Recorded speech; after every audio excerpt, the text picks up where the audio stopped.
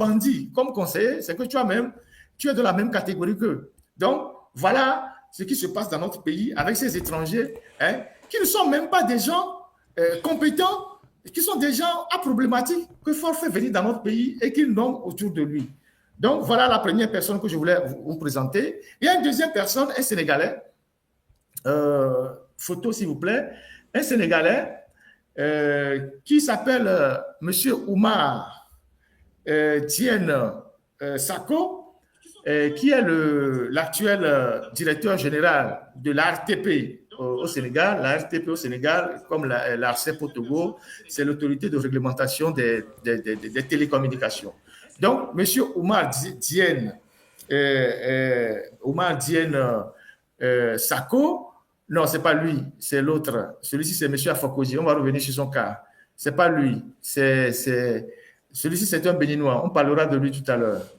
Ce n'est pas lui, c'est l'autre, Oumar Diène Sako. Voilà, Oumar Diène Sako, la technique va le trouver et on va continuer les commentaires.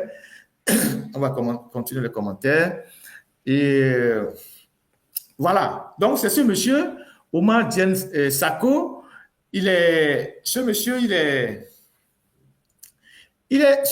l'actuel DG de l'ARTP au Sénégal. Et c'est un expert dans l'économie numérique, dans les histoires de télécommunications. Et son poste au Sénégal est incompatible, selon la loi sénégalaise, avec d'autres postes, notamment au Sénégal ou ailleurs. Mais il se fait que depuis 2015, c'est ce monsieur qui est le conseiller au ministère de l'économie numérique, le principal conseiller de Mme Sina Lawson. Si vous pouvez mettre la photo de Mme Sina Lawson à côté de ce monsieur. Donc, ce monsieur, voilà notre choco, Mme Sina Lawson, notre ministre choco, Sina Lawson. Ça, c'était au congrès de l'UNIR il y a quelques années à Tchévier. Donc, j'avais gardé jalousement cette photo-là. C'est la première fois qu'on la voit dans une tenue unie. Donc, c'est notre ministre préféré, la Choco Nini. Donc, Mme Sina Lawson, avec son accoutrement un peu façon là, j'étais au congrès de UNIR à Tchévier, il y a cela 4 ans ou 5 ans. Donc, elle n'a que dans son cabinet des étrangers qui sont payés, qui ont un salaire mirobolant pendant que les Togolais souffrent. Dans son cabinet, il n'y a que les étrangers. Elle ne travaille qu'avec les étrangers. Les Togolais sont les gens qui nettoient les bâtiments, c'est pour les petits boulots. Mais les techniciens, les experts, les ingénieurs sont les étrangers. Et donc, auprès d'elle, il y a ce monsieur sénégalais, vous pouvez le ramener, qui s'appelle monsieur Diène Oumar Sako. Donc, ce monsieur qui est l'un des conseiller majeur de l'économie au ministère de Sina Lawson, alors qu'il est DG de l'ARTP au Sénégal. Il est déjà DG de l'ARTP au Sénégal et son poste de DG de l'ARTP au Sénégal lui interdit, selon la loi, d'avoir d'autres responsabilités ailleurs, ni au Sénégal, ni ailleurs. Mais, curieusement, il est conseiller. Vous pouvez chercher son parcours sur Internet. Il y a des articles qui ont été écrits sur lui. Et il gagne, tenez-vous bien, 20 000 euros par mois. 20 000 euros par mois. Il gagne pour ses consultations au Togo 20 000 euros par mois. 20 000 euros par mois. Je ne sais pas si c'est lui seul qui prend l'argent ou il reverse une commission à quelqu'un, mais il gagne 20 000 euros par mois au Togo. Il est au ministère de l'économie numérique. Il vient de temps en temps, puisqu'il n'habite pas au Togo, il est DG de l'ARTP au Sénégal, il vient faire les consultations et il repart. Et il gagne 20 000 euros par mois. 20 000 euros, ça fait combien en CFA? Ça fait 13 millions, voilà, par mois. Et quand il vient au Togo, il est logé dans une suite à l'hôtel de février, avec toutes les dispositions qui sont prises pour que son séjour soit agréable. Il loge dans une suite à l'hôtel de février pendant des années, parce que c'est depuis 2015 qu'il fait des prestations au ministère de l'économie numérique. Et donc, voilà les choses graves qui se passent dans notre pays. Et la question de savoir, avec tout l'argent que ces gens-là ramassent, tous ces conseillers qu'on nomme là, Est-ce qu'il n'y a pas de compétences togolaises? Est-ce qu'il n'y a même pas de compétences au sein du Parti uni pour occuper ces postes-là, les postes de consultants, au point qu'on a eu chercher des étrangers et quand on amène ces gens-là, on leur paye des salaires tellement lourds que vous vous posez la question de savoir où va véritablement le pays. Donc, voilà monsieur qui est conseiller de madame. Donc, voilà notre joli ministre de l'économie numérique et son conseiller sénégalais. Voilà, donc la République est belle. Il y a beaucoup d'argent qui coule, il y a de l'or, du miel qui coule dans les domiciles de certains, pendant que les Togolais, eux, doivent broyer du noir à longueur de journée. Donc, 13 millions, 20 000 euros par mois pour un conseiller. Vous imaginez combien la ministre elle-même, elle ramasse. Et je me pose véritablement la question de savoir si c'est ce monsieur qui empoche lui sur les 20 000 euros ou bien il reverse une partie, quelque part des 20 000 euros à une autre personne que nous ne connaissons pas ou qu'on peut facilement imaginer. Donc, voilà ce qui se passe dans notre pays. Et nos frères de l'Uni qui sont sur les réseaux sociaux à crier, c'est fort, c'est fort. Voilà ce qu'ils mangent. Voilà ce qu'ils mangent, et qui sécurisent leur avenir, qui sont entre deux avions, qui dorment dans les meilleurs hôtels, pendant que vous, on vous achète de la connexion pour aller insulter Ferdinand, Zaga et Marc Nda, là, les gens sur les réseaux sociaux, ou insulter les opposants. Pendant ce temps, eux, ils ramassent l'argent. Ils ramassent énormément. Ils ne font pas de la dentelle. Quand ils veulent puiser, ils puisent avec les deux mains. Ils puisent avec les deux mains. Pendant que vous êtes là à crier sur les réseaux sociaux, eux, ils veulent prendre de l'argent, ils le prennent à deux mains. Donc, voilà ce qui se passe dans notre pays. Et ce n'est pas fini. Il y a une autre photo, la troisième photo de M. Grégoire Afokodi. M. Grégoire Afokodi, si vous pouvez mettre sa photo. M. Grégoire Afokodi, le voilà. Alors, ce monsieur, il s'appelle Grégoire Afokodi. Grégoire Afokodi, c'est Grégoire Afokodi, voilà. C'est un Béninois. Il a été ancien ministre de l'Agriculture au Bénin et député au temps, je pense, de Yahi Boni. Ancien ministre de l'Agriculture au Bénin, député au Bénin. Et depuis 2020 ou 2021, Sina Lawson l'a nommé le président du conseil d'administration de la Poste, soit disant qu'il a de l'expertise pour venir faire de la Poste une banque. Comme si il n'y a pas un seul banquier, il n'y a pas une seule expertise togolaise pour conduire le processus de transformation de la Poste en banque au Togo. Donc, elle allait chercher un Béninois avec qui elle a des liens de familiarité parce que ce monsieur est avec une dame qui est députée à Néron, je pense que la dame s'appelle De Souza, qui est un bras droit de Sina Lawson. Donc, ce monsieur est nommé depuis 2021, ça a fait l'objet des articles des journaux de la place. Je réchauffe tout ça pour que vous compreniez ce qui se passe. Président du conseil d'administration de la Poste. Donc, le président du conseil d'administration de la Poste au Togo est un Béninois depuis 4 ans ou 5 ans. Et il gagne fort, beaucoup d'argent. Il a des voitures, il a toutes les commodités, villa de fonction, chauffeur, voiture, bon de carburant. Et c'est lui qui est le président du conseil d'administration de la Poste au Togo. C'est un Béninois. Il n'a même pas un côté, demi-côté togolais. C'est un Béninois que Dame Sina Lawson a fait venir et a nommé président du conseil d'administration de la Poste au Togo depuis 4 ans. Est-ce que dans le parti uni, puisque c'est eux qui défendent leur champion, vous n'avez aucune compétence pour être à la tête de la Poste au Togo, au point qu'on a cherché un Béninois qui vient gagner sa vie ici tranquillement avec tous les avantages pendant que vous êtes dans les forums en train de pister les jeunes opposants, tout ça. Donc, voilà la valse des conseillers qu'on a au Togo. Il y en a plein. Hein. Au fur et à mesure que je vais dénicher de nouvelles têtes, je vais venir vous les afficher ici pour que vous voyez comment est-ce que le Togo est géré. Comment est-ce que Faure Gnassingbé et sa Marie-Antoinette gèrent le Togo. Faure Gnassingbé, le Louis XIV sous les tropiques, et sa Marie-Antoinette gère le Togo comme moins qu'une épicerie de quartier. Faure Gnassingbé et sa Marie-Antoinette, les gens qui ont étudié la Révolution française, l'histoire française, savent qui est Louis XIV et qui est Marie-Antoinette.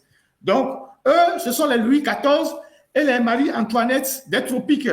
Donc, voilà comment ils sont en train de gérer le pays.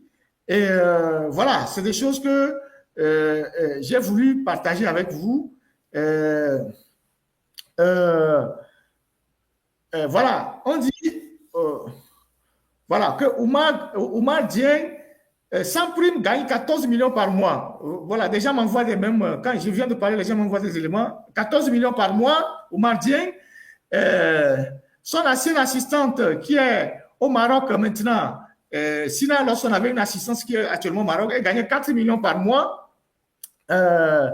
Et donc, il y avait des gens qui étaient là-bas, qui ont démissionné, qui ont des Togolais qu'elle traitait comme des moins que rien, qui ont dû partir en voyant ce que tous ces gens-là, ils gagnaient alors que les Togolais ne gagnaient absolument rien.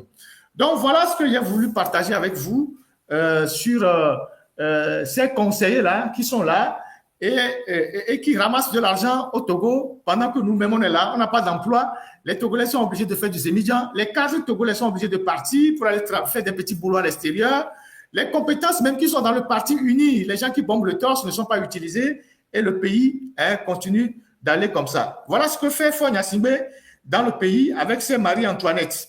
Donc, voilà. Donc, ça, c'est le sujet sur les conseillers que j'ai voulu partager avec vous. Et quand j'aurai déniché encore d'autres conseillers dans le système, j'en parlerai. Donc, passons maintenant à la rubrique des inondations. La rubrique des inondations, nous savons tous que nous sommes en saison pluvieuse et depuis quelques jours, il pleut des cordes à Lomé. Et toute la ville, aucun quartier n'est épargné, les gens ont les pieds dans l'eau. Les gens ont les pieds dans l'eau et les vidéos ont fait le tour des réseaux sociaux qui montrent l'échec de toute une nation. Avant que je ne parle fondamentalement de ce qui se passe comme inondation dans notre pays, je voudrais que la technique me passe une vidéo de Patrice Talon, une vidéo de Patrice Talon qui nous explique comment lui, il a pu, avec peu de moyens, il s'est organisé pour doter le Bénin en 8 ans ou 9 ans d'infrastructures qui font aujourd'hui que le Bénin est devenu une destination en Afrique de l'Ouest. Aujourd'hui, quand vous voyez les Togolais, le week-end, ils prennent leur voiture, ils partent au Bénin, alors qu'il y a de cela 7 ans, 8 ans, c'était le contraire. Ou de cela, il y a quelques années, c'était le contraire. Je ne sais pas si la technique a cette vidéo-là de Patrice Talon qui explique comment il a pu relever le défi. La technique. Est-ce que vous avez cette vidéo? Si vous ne l'avez pas, il n'y a pas de souci. D'accord, donc il n'y a pas de souci, mais on va passer les vidéos de Lomé. Et donc,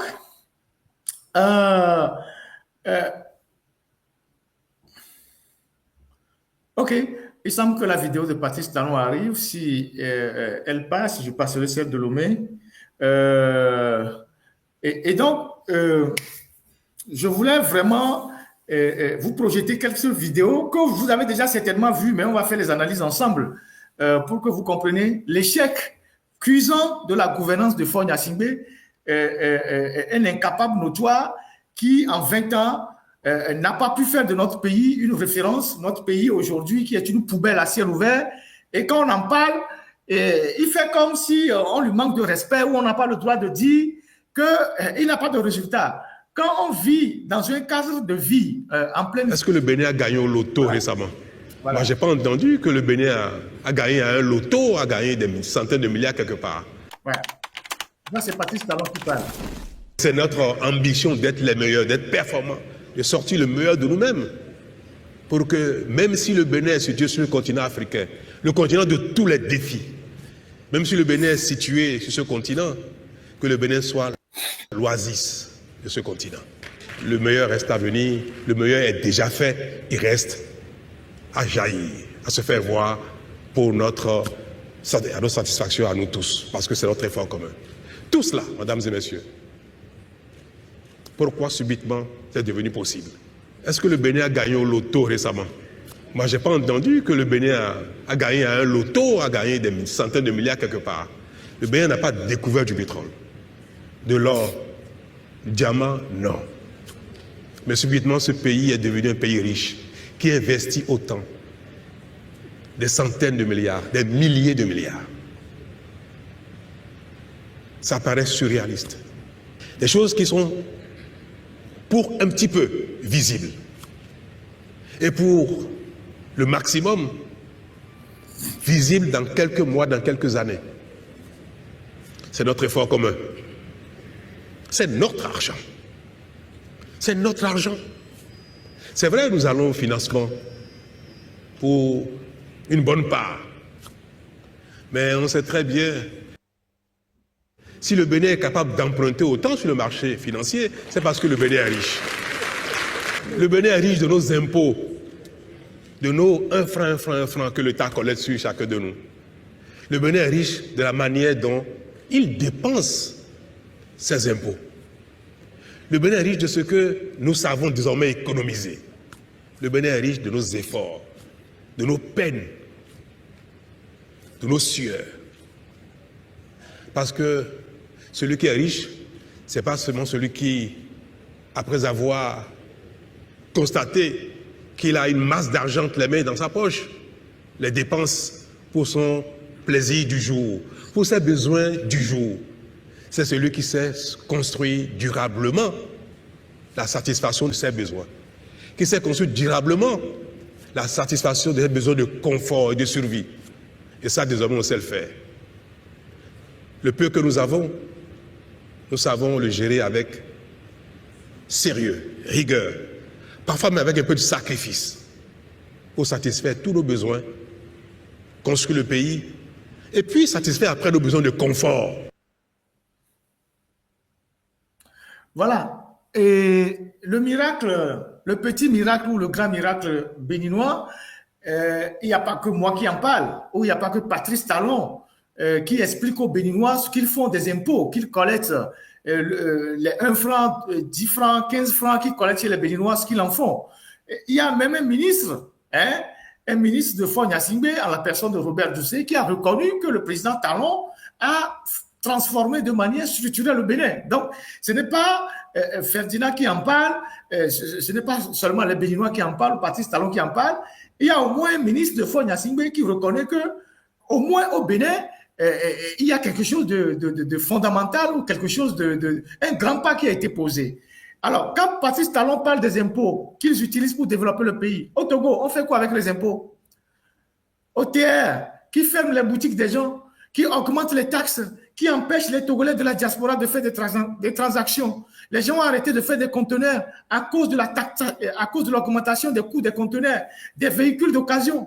On fait quoi avec ça? Il y a des individus qui s'enrichissent, comme les Tchordiens.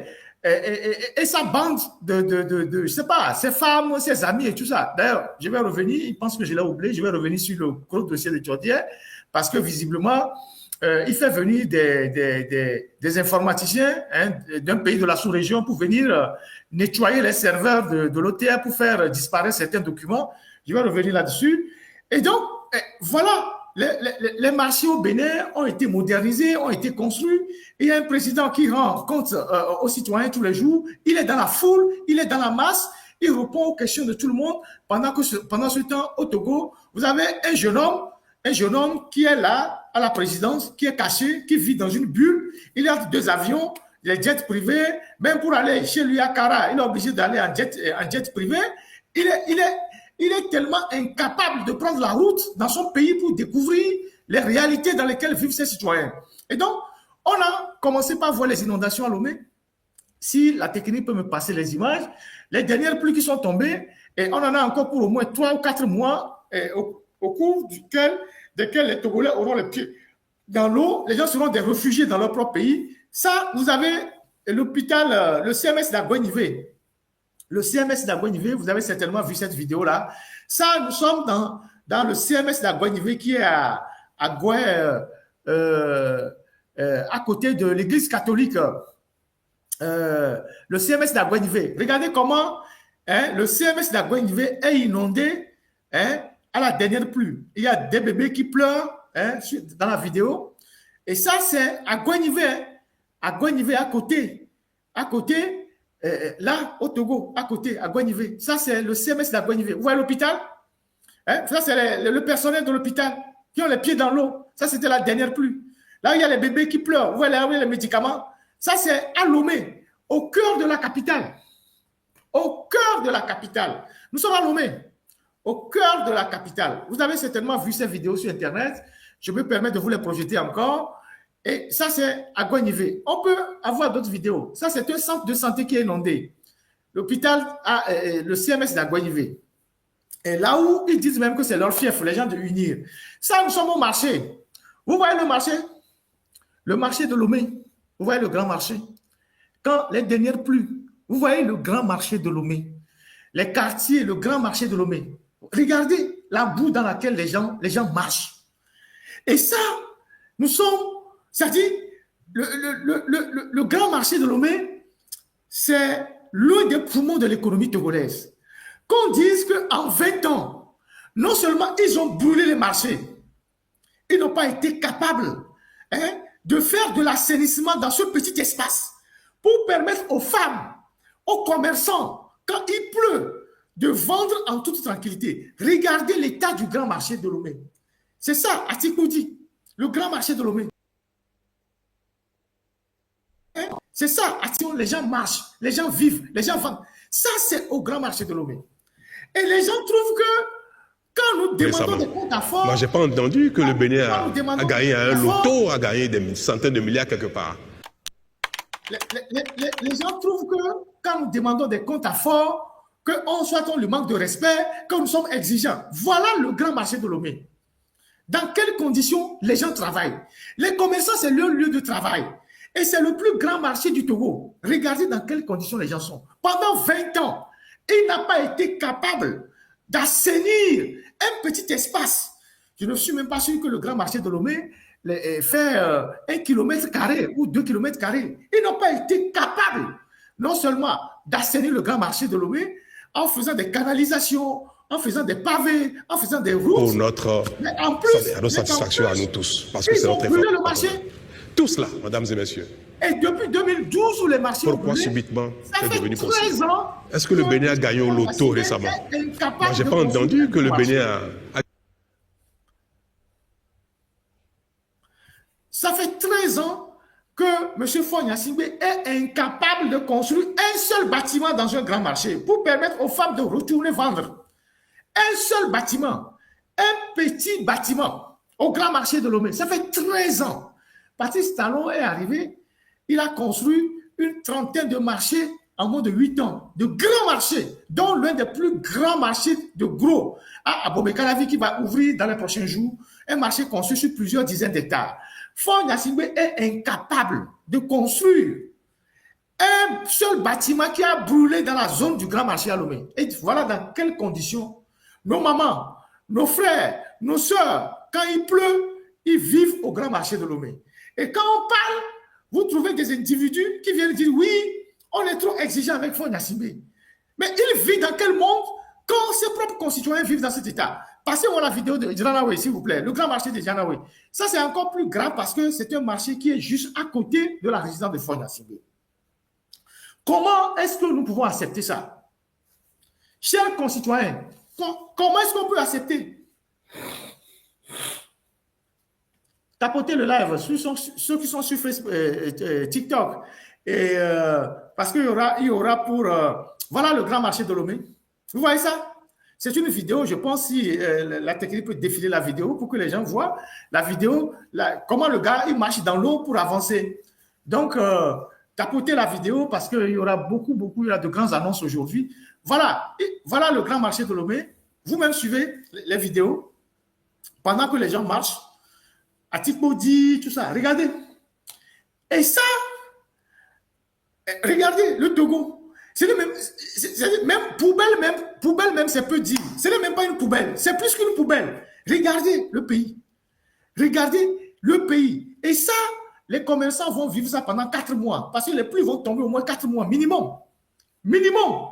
Et il n'y a aucune solution pour eux. Et quand les étrangers viennent chez nous, voilà l'image qu'ils ont du Togo. Quand les gens viennent chez nous, voilà l'image qu'ils ont de notre pays. C'est l'image qu'ils ont de notre pays. C'est la zone de Togbato, là, en descendant de l'hôpital. Voilà la zone. Regardez dans quelles conditions les gens vivent. Et chaque année, c'est le même phénomène. Ça fait 20 ans qu'il est au pouvoir. Et chaque année, c'est le même problème. Et même les années qui suivent, même, le problème s'aggrave. Les quartiers qui n'étaient pas inondés avant sont aujourd'hui inondés. Vous imaginez ça? Si vous pouvez me passer la vidéo du marché de Dranawe.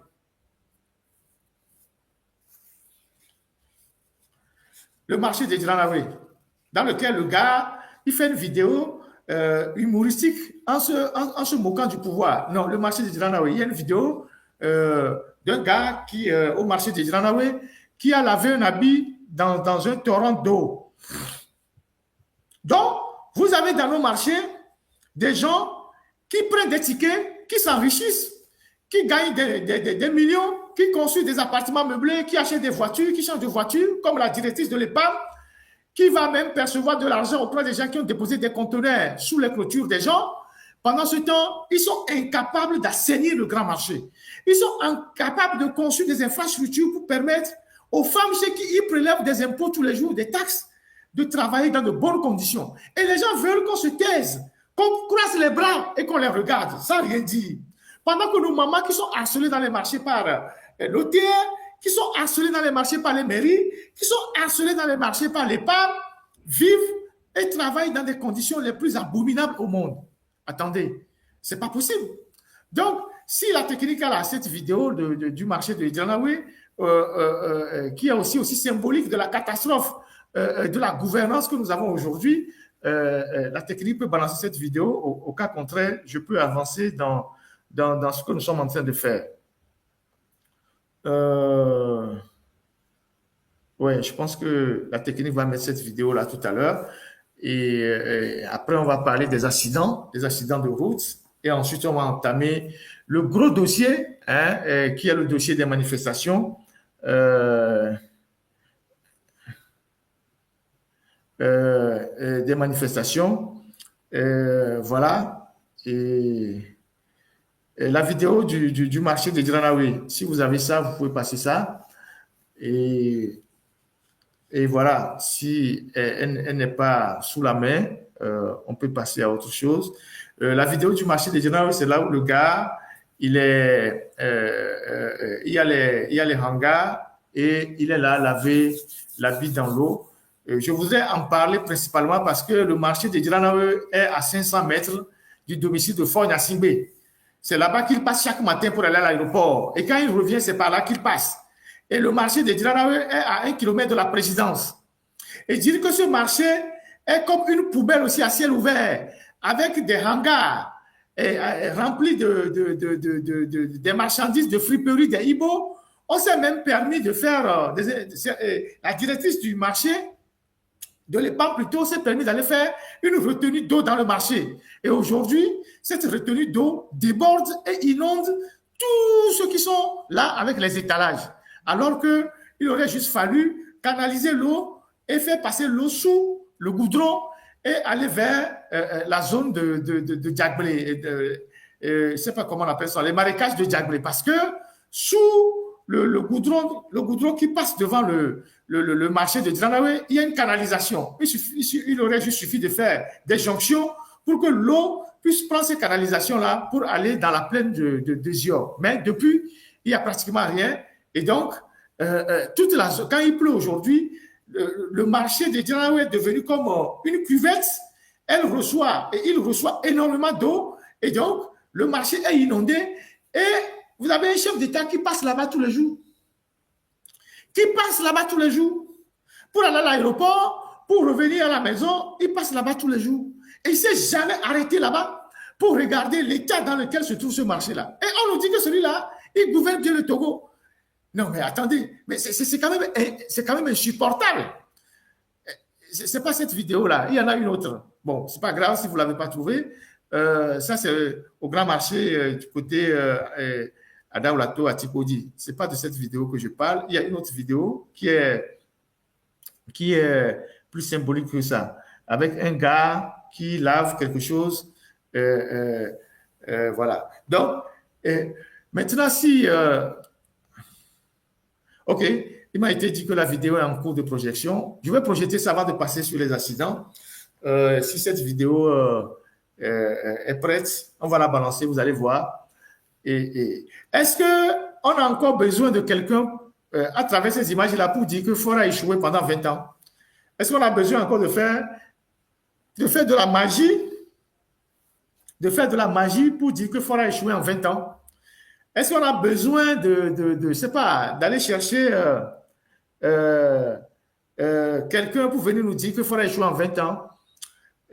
Donc, si cette vidéo n'est pas prête, on va passer les images des accidents qu'il y a eu de ces derniers temps, si la technique est prête. Donc, les Togolais n'ont pas seulement les pieds dans l'eau, mais sur les routes aussi, ils meurent. Les Togolais n'ont pas seulement les pieds dans l'eau, mais sur les routes aussi, ils meurent.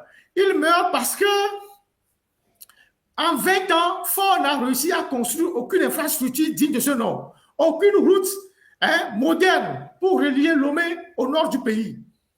Lui-même, depuis 20 ans qu'il est au pouvoir, jamais, je dis bien jamais, Ford n'a pris sa voiture pour parcourir la nationale numéro 1 de Lomé à Saint-Cassé. Il est toujours en avion. Pour aller à Kara, c'est l'avion. Pour revenir à Lomé, c'est l'avion. Pour même se promener à Kara, c'est l'hélicoptère. Même les presses arabes n'ont pas ce privilège-là. Vous imaginez que quelqu'un prend l'avion comme on pédale un vélo. Il peut faire dans la journée 2 fois l'aller-retour Lomé-Niamtougou. Parce que il est tranquille. Donc, jamais il a pris la route Lomé-Saint-Cassé pour regarder l'état de la route, pour dire, mais la route n'est pas bonne, on va l'agrandir ici, on va l'élargir ici, on va faire ci, on va faire ça. La route, là, telle que vous la voyez là, c'est les dimensions, à quelques exceptions près, que le colon a laissé avant les indépendances. Puisque ce sont les Blancs qui ont tracé cette piste-là. Les dimensions que vous avez de la route internationale numéro 1, ce sont les dimensions que les Blancs, qui sont déjà décomposés dans leur cercueil, ont laissé depuis qu'ils sont venus au Togo. À quelques exceptions près, c'est-à-dire que ça a été juste un peu agrandi à certains niveaux. Mais c'est la route, c'est le tracé que les Blancs ont laissé avant de quitter le Togo. Et ces Blancs-là, ils sont morts depuis, on ne peut retrouver que leurs os. Et Ford est arrivé en 2020, en 2005, il nous a dit oui, je vais construire une autoroute, Lomé-Saint-Cassé. 20 ans après, il n'a même pas encore fini les études de faisabilité. 20 ans après, il n'a même pas fini les études. Mais quand vous allez au Ghana, en 4 ans, 8 ans de pouvoir, Nana Akufo-Addo a conçu des autoroutes partout. John Mahama est en train de faire, Talon est en train de faire. Ford a fait 20 ans. Il n'a même pas commencé le début de la construction de l'autoroute. Dès que vous quittez Lomé, vous arrivez à Davie, vous avez des problèmes. Donc, ces derniers jours, il y a des accidents répétés à Notien, dans la zone de Notien, notamment entre Amakpapé et Kpele. Amakpapé et Kpele. Donc, il y a un véhicule de Nagodé Transport qui revenait de la région de Savane et qui s'est renversé il y a quelques jours à Kpele, et où il y a eu 9 morts ou bien 10 morts. Et selon les premières informations, c'est l'état de la route, le manque de signalisation qui ont été à l'origine de cet accident dans lequel nous avons 9 de nos compatriotes qui sont décédés. Et parmi les gens qui sont décédés dans cet accident-là de Nagodé, il y a des gens du Nil qui ont perdu leurs proches. Écoutez-moi très bien. Dans ce bus de Nagodé Transport-là, il y a des gens du Nil et pas des mots. Ça fait des années que je fais des émissions pour parler de cette route-là. Si Ford Gnassingbé ne peut pas goudronner 600 km, elle ne peut pas faire une autoroute sur 600 km ou une route à double voie sur 600 km pendant 20 ans, il a servi à quoi? Alors que nous avons le port, nous avons les phosphates, nous avons du clinker, on a le fer, on a toutes les mines au Togo. Ça, il a servi à quoi? Il n'a même pas démarré. Il n'a même pas démarré. Et donc, cette voiture qui venait d'Apaon vers Lomé, il y a eu 9 morts là-dedans. 9 morts, dont 3 enfants. Mais Ford, lui, pour aller à Kara, il prend l'avion. Il peut aller 2 fois, 3 fois par jour. Lomé, Niamtougou, Lomé, Niamtougou, Lomé, Niamtougou. Il part en avion. Vous imaginez ce que c'est? Vous imaginez ce que l'avion consomme comme kérosène? Il part en avion. Il est en l'air. Maintenant, quand il arrive à Kara, bientôt c'est la fête traditionnelle à Kara.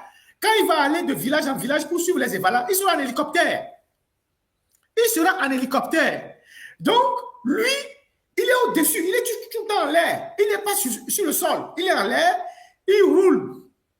Il porte je ne sais pas comment dire, un chef d'État, donc un serviteur de la nation, il doit être quelqu'un d'exemplaire. Et dans tout ce qu'il fait, il doit être quand même un modèle pour la société. Lui, il s'en fout. Il s'habille comme des princes italiens, costumes de 30 000 euros, de 20 000 euros, de 25 000 euros, des montres de 200 000 euros. Et il roule des Maybach de 1 milliard. Pas un seul, pas deux.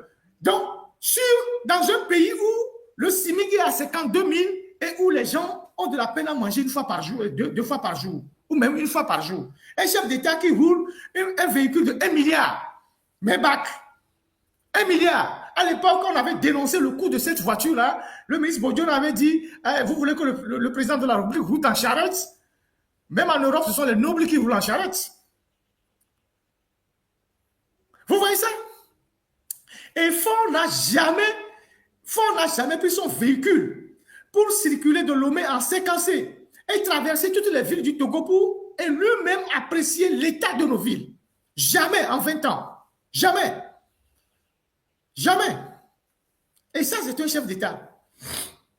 Maintenant, hier, une semaine après cette collision, cet accident-là qui a fait 9 morts, hier, c'est 2 titans qui se sont cognés, toujours dans la zone de Notien. Je me pose la question de savoir qu'est-ce qu'ils font, qu'est-ce qui se passe dans cette zone de Notien-là, entre Amakpapé et Pélé, et il y a autant d'accidents. Parce que vous savez, quand le pouvoir est en difficulté, il faut aussi des sacrifices sur les routes. Donc, je ne sais pas ce qui se passe réellement entre ces deux zones-là. Donc, hier, 2 titans se sont cognés là-bas. Vous ne pouvez pas avoir un port en eau profonde qui sert de desserte pour les pays de l'Interland et avoir des routes aussi dégradées. Le port autonome de Lomé, seul, de par ses recettes, peut faire le tourisme, Lomé s'est cassé. Là aussi, les recettes du port, on ne sait pas où ça part. Tout ça, il ne fait aucun compte à personne. Et il dit qu'on ne doit pas le critiquer. Attendez, les gars, c'est pas possible. Donc, voilà ce que j'ai voulu partager avec vous avant qu'on ne tombe sur le gros dossier qui concerne les manifestations et la suite qui sera donnée aux manifestations après cette journée mémorable du 6 juin. Donc, voilà, je prends juste une petite pause de quelques secondes avant de revenir sur la suite à donner.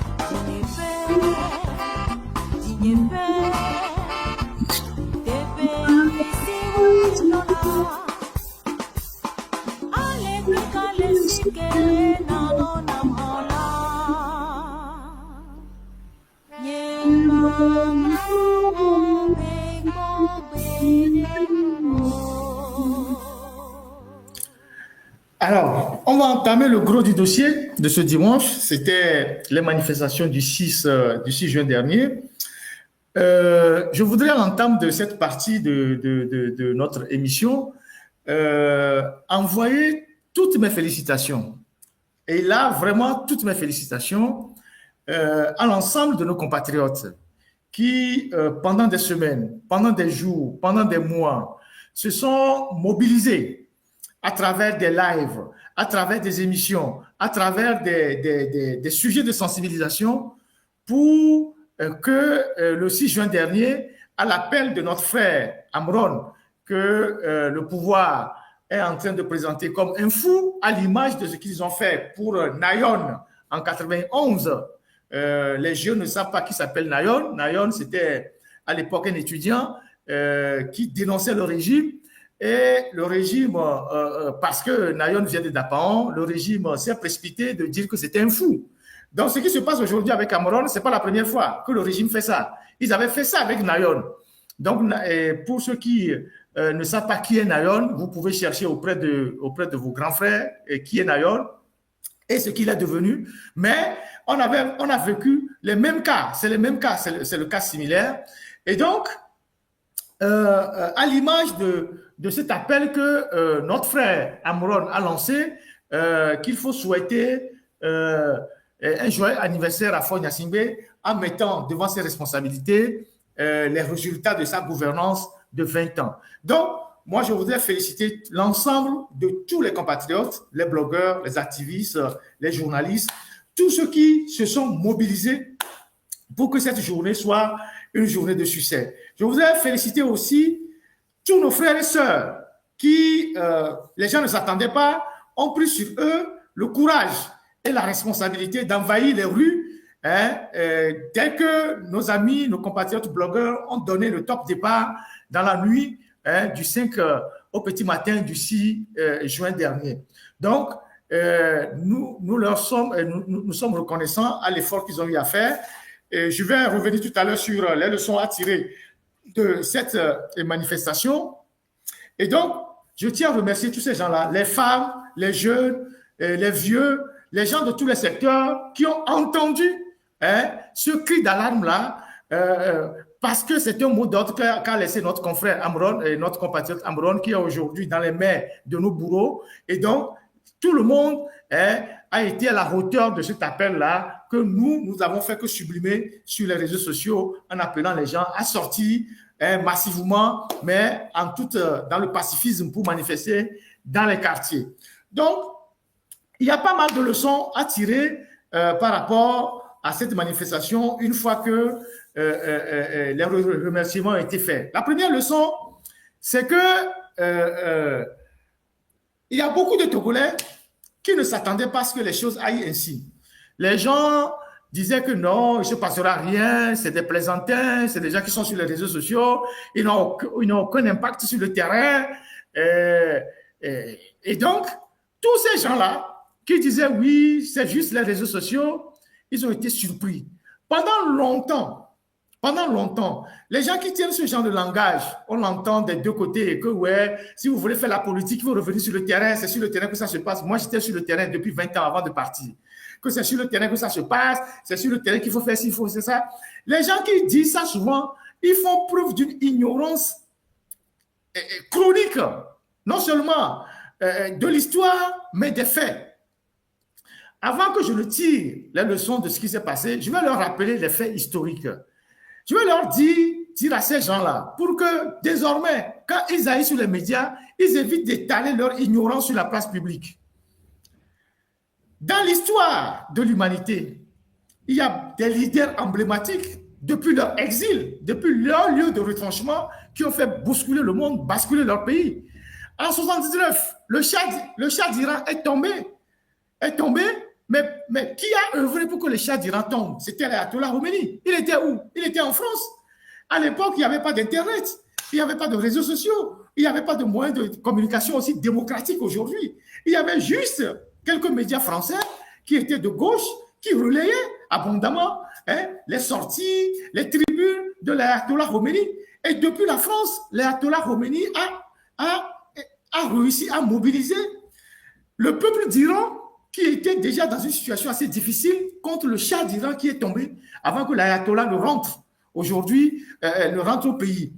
Il y a Lénine, pour ceux qui ont étudié l'histoire de la Russie, Lénine, qui, depuis l'extérieur, a fait bouger les lignes dans son pays. Même le Parti communiste chinois, que nous appelons le PCT ou je ne sais pas quoi, le Parti communiste chinois, dont s'inspire UNIR. La plupart des leaders du Parti communiste chinois sont restés en France, et dans un département, je sais pas, c'est une ville qu'on appelle Montargis. C'est là-bas qu'ils ont été façonnés et qu'ils ont eu. C'est pour ça que la ville de Montargis a toujours un rapport assez solide avec le parti, avec le pouvoir chinois. Il y a même, je pense, des monuments emblématiques à Montargis. Donc, il faut arrêter d'étaler votre ignorance sur la place publique. Je ne vais pas citer le général de Gaulle qui s'est replié à Londres et les autres personnes qui, depuis l'extérieur, ont fait bouger leur pays. Une fois que j'ai dit ça, pour les ignorants qui interviennent souvent, je voudrais dire ceci. Le 6 juin dernier, les jeunes Togolais, faisant écho de l'appel lancé par Amron, repris par les activistes, les journalistes, ont brisé le mur de la peur dans notre pays.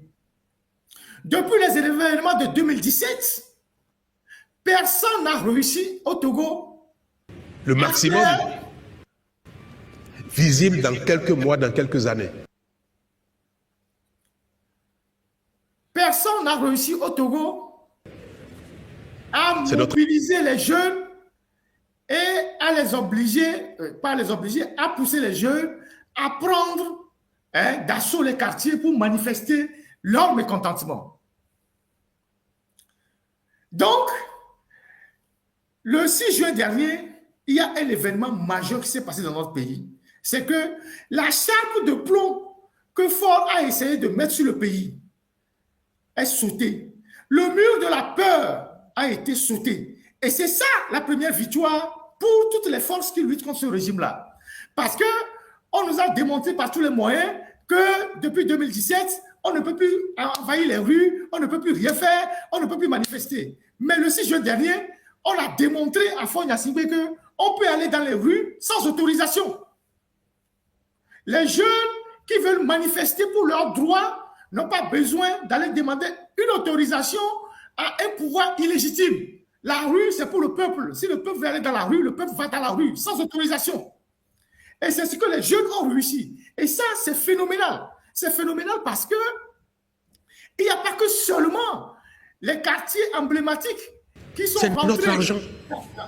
C'est vrai, nous allons au financement pour une bonne part. Mais on sait très bien que le monde est de plus en plus.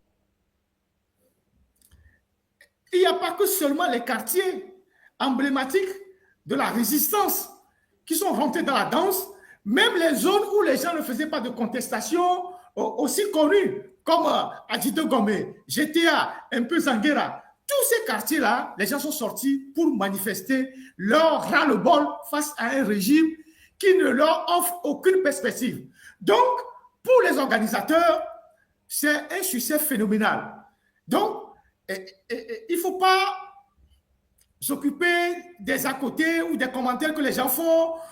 Les gens qui ne sont même pas capables de faire quoi que ce soit, qui viennent donner des leçons, il ne faut même pas s'occuper de ces gens-là. La première victoire, c'est qu'on a vaincu le mur de la peur.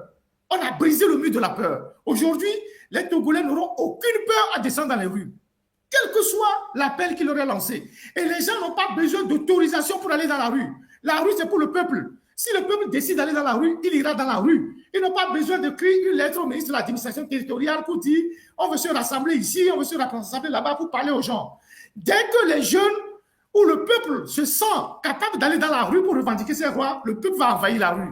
Et ça, c'est une première victoire. Et il faut saluer ce succès que les organisateurs ont eu à travers cet appel qui a été lancé et qui a été suivi par la population.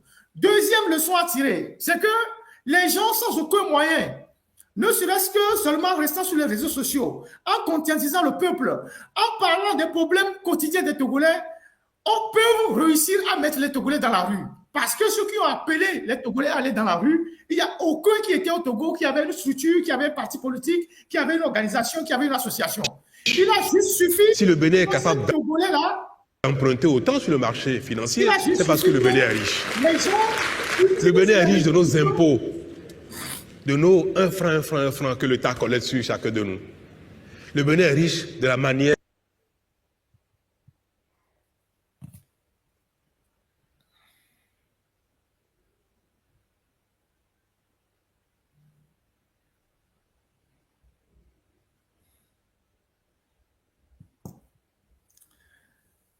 Il a suffi que les gars écoutent très bien ce que les mots d'ordre que leurs frères leur donnent pour prendre conscience de la gravité de la situation dans laquelle pèse aujourd'hui et traîne aujourd'hui notre pays. Et donc, tous ces jeunes qui sont sortis sont à féliciter. Désormais, ce sera ainsi. Quand les Togolais veulent sortir demain, ils sortiront. Ils n'auront pas besoin d'aller demander l'autorisation à quelqu'un. Ils n'auront pas besoin d'aller dire à quelqu'un, on veut manifester de un point A à un point B. Ils sortiront quand ce sera nécessaire de sortir pour manifester leur désarroi. Donc, c'est une seconde satisfaction de ce qui s'est passé. Il y a eu, naturellement, des problèmes, des gens qui ont été arrêtés, des bastonnades. Quand vous manifestez, c'est toujours ainsi. Et aujourd'hui, on compte en tout et pour tout une trentaine de personnes qui sont détenues à la brigade anti-gang à Djidjolé. La brigade anti-gang, c'est quand vous venez de l'Omégan, c'est la clôture des témoins de Jéhovah avant de couper les pavés de Toti. C'est la clôture des pavés de témoins de Jéhovah. C'est là-bas que je pense que l'État a racheté le temple des témoins de Jéhovah qu'il a transformé en brigade de gendarmerie depuis longtemps. Et donc, c'est là-bas que tous ceux qui ont été arrêtés sont 30 personnes, 25 hommes et 5 dames. Je le dis pour les familles. Et j'invite les organisations des droits de l'homme à se rendre là-bas pour voir l'état dans lequel les gens sont détenus. Il y a 30 personnes qui sont détenues à la brigade anti-gang à Djidjolé. 25 hommes et 5 femmes.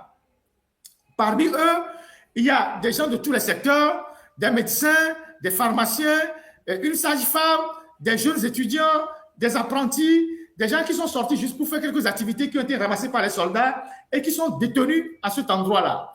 Et mes informations font état de ce que les gens qui sont détenus à cet endroit ont fait l'objet d'un traitement inhumain dégradant. Ils ont été frappés, ils ont été maltraités. On a réveillé les gens à 5 heures du matin, on a versé l'eau sur eux et puis on les a tapés. Vous imaginez, c'est une forme de torture. On verse l'eau sur vous et puis on vous donne des cordelettes. C'est-à-dire que le fait que vous avez l'eau sur le corps, quand on vous frappe, ça vous fait encore plus mal. Donc, c'est le traitement qu'on est en train de leur réserver là-bas. Donc, c'est ce qu'ils sont en train de faire avec les gens qu'ils ont arrêtés à la brigade anti-gang à Djidjolé là-bas. Cette brigade se trouve au cœur des habitations. Donc, ce n'est pas un site imprenable. Se trouve au cœur des habitations. Et la brigade qui est là-bas, où les gens font l'objet de traitements inhumains dégradants et donc de torture, est dirigée par un colonel qui s'appelle Napokura. Monsieur le colonel Napokura, je voudrais attirer votre attention sur les sévices que les gens qui ont été arrêtés sont en train de subir dans votre brigade là-bas à Djidjolé. Vous allez être responsable de ce qui va arriver à tous ceux que vous avez gardés là-bas et que vos éléments sont en train de tabasser. Je ne sais pas si c'est vous le donneur d'ordre, on vous a donné des ordres, mais vous êtes un colonel de la gendarmerie, vous êtes censé connaître le droit.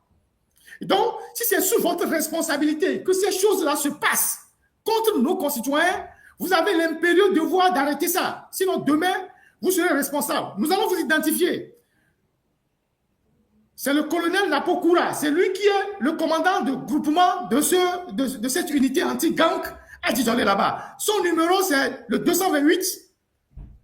Le 228 90 25 87 74. Je répète, Le numéro du colonel qui dirige anti-gang où les gens sont gardés et frappés, c'est le 228 90 25 87 74. Je voudrais demander à ceux qui sont sur le territoire de ne pas appeler ce numéro. Ceux qui sont à l'extérieur peuvent envoyer des messages sur ce numéro-là. Et c'est ce numéro sur WhatsApp. Ceux qui sont à l'extérieur peuvent envoyer des messages sur ce numéro. Mais ceux qui sont à l'intérieur, ne le faites pas. Parce qu'on peut remonter à vous. Son numéro, c'est le 90 25 87 74. Colonel Napokura, c'est sous votre responsabilité que les gens sont en train d'être tabassés. Si quelque chose arrive à tous ces gens qui ont été arrêtés, femmes comme hommes, médecins, pharmaciens, sages-femmes, coiffeurs, apprentis, étudiants, qui sont dans vos locaux, on vous tiendra pour responsable. Les gens qui ont tué en 2005 là, c'est parce qu'on ne les a pas poursuivis que vous continuez pas à faire les bêtises comme ça. On va vous poursuivre. Vous. Et on va vous identifier. On aura votre photo. Et vous allez voir ce qu'on va vous faire. Continuez pas à faire des bêtises parce que vous êtes là pour taper les gens pour Faure Gnassingbé. Faure Gnassingbé, il est dans son palais. Il baisse ses femmes, il boit du champagne, il vit comme il veut. Et vous, on lutte pour que le Togo change pour aussi le bien de vous les officiers et vous êtes là à tabasser vos frères et sœurs.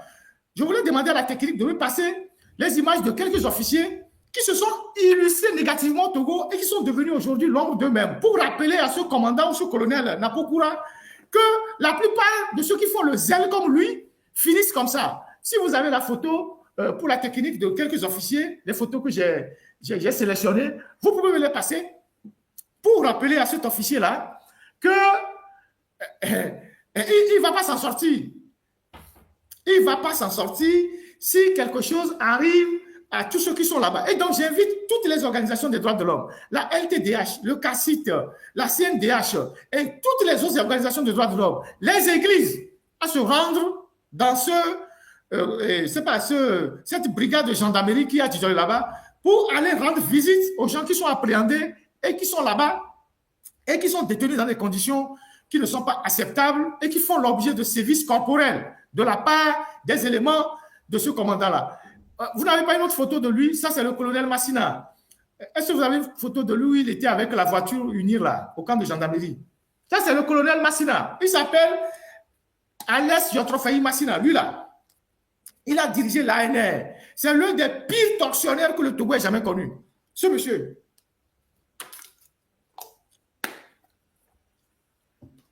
C'est l'un des pires tortionnaires que le Togo n'a jamais connu. Et ce monsieur que vous voyez là, si la technique peut passer une autre photo de lui, a un dossier à la Cour de justice de la CEDEAO. En dehors des dossiers de torture, ce monsieur est accusé d'avoir assassiné une de ses maîtresses qu'il a fait fusiller, je pense, c'est à Casablanca. Et la dame est une femme de grand marché d'affaires qui avait beaucoup d'argent. On ne sait pas ce qui s'est passé entre elle et la dame parce qu'à l'époque, quand ils étaient au CTR, il y avait une affaire de drogue et les gens sont venus, ils ont fusillé la dame. Et la famille de la dame a porté cette affaire à la Cour de justice de la CEDEAO qui a donné un avis et ce monsieur est toujours dans le collimateur de la justice internationale. Lui, c'est Alias Yotrofaï Massina, alias Louis Vuitton. Et lui, il a fait connaître de toutes les couleurs aux politiciens, aux journalistes, aux syndicalistes. Un jour, selon les témoignages, il a même pointé un fusil sur la tête d'un juge en disant « Fais ce que je veux ou bien je vais te buter ». Et Massina, après avoir fait le sale boulot pour Faure Gnassingbé pendant des années, à l'ANR, à la direction générale de la gendarmerie, où ils ont torturé les gens, Massina croyait que Faure allait vraiment le récompenser et il allait devenir général.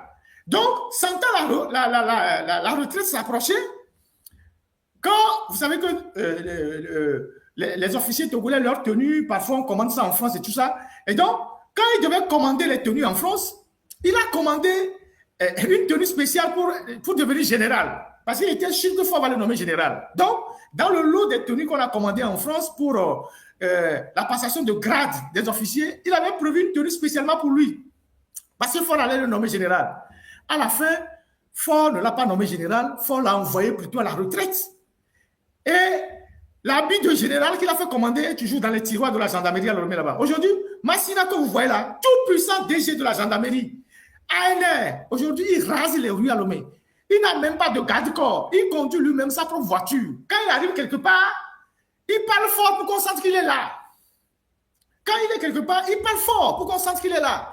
La dernière fois, il a fait les pieds et les mains pour aller à la fédération parce que, bon, à la fin de l'autre mandat de la Covid, il était dans les couloirs, il faisait les pieds et les mains pour pouvoir aller à la fédération parce qu'il aime le football. On ne lui a même pas donné une suite. Ça, c'est l'un des grands tortionnaires du Togo, ça. Allez sur Yotofe Massina. Vous avez vu ce qu'il est devenu?